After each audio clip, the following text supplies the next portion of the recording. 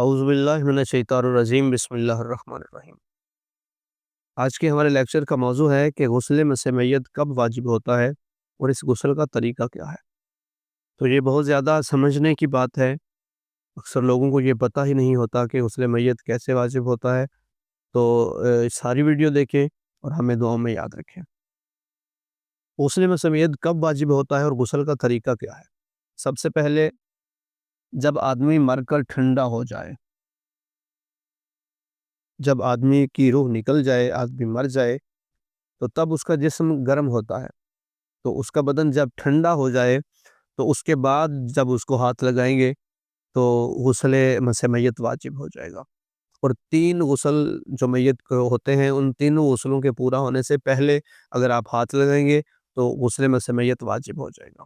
اگر بدن گرم کو آپ ہاتھ لگاتے ہیں تو پھر بھی غسل مس میت واجب نہیں ہوگا، اور اگر 3 غسلوں کے بعد آپ ہاتھ لگاتے ہیں پھر بھی غسل مس میت واجب نہیں ہوگا۔ غسل مس میت تب واجب ہوگا جب آپ 3 غسل مکمل ہونے سے پہلے اور بدن کے گرم ہونے کے بعد جب بدن ٹھنڈا ہو جائے تب ہاتھ لگائیں تو غسل مس میت واجب ہو جائے گا۔ اور یہ بھی یاد رکھیں کہ غسل مس میت تب واجب ہوگا جب آپ بدن کو ہاتھ لگائیں گے، اب میت کے بدن کو مس کریں گے، ان چیزوں کو، ان حصوں کو مس کریں گے جن میں روح حلول کرتی ہے۔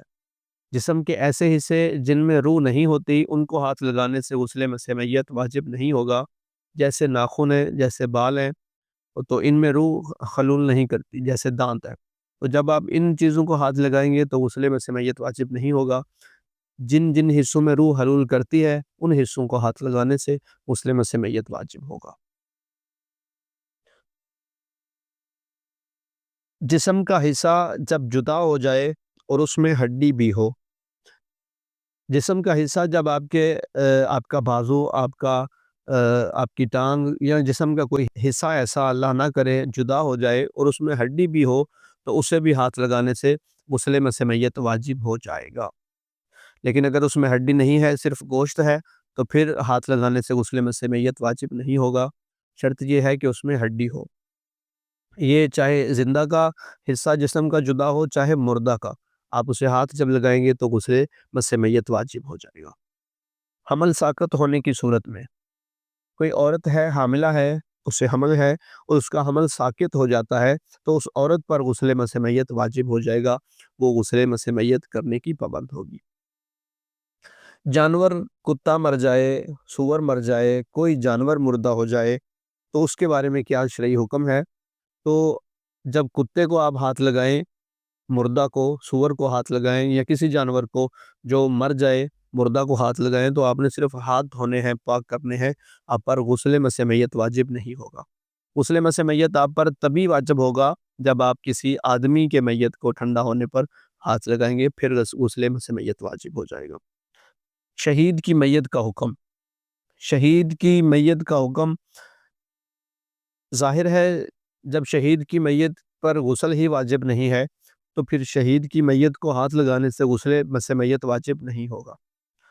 اور اس غسل کا طریقہ کیا ہے؟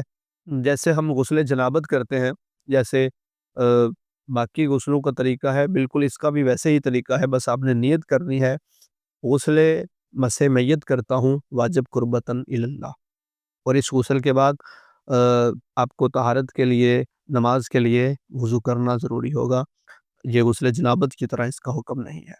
طریقہ وہی ہے، آپ پہلے اپنے سارے جسم کو دھو لیں، دھونے کے بعد آپ غسل کی نیت کریں کہ غسل مس میت کرتا ہوں واجب قربتاً اللہ، اس کے بعد آپ غسل کریں، جیسے ہم پچھلی ویڈیو میں بتا چکے ہیں غسل کرنے کا طریقہ کیا ہے۔ تو آپ اس ویڈیو کو دیکھ لیں، ہمیں دعا میں یاد رکھیں۔ آپ سب کے لیے ڈھیر ساری دعائیں، والحمدللہ رب العالمین۔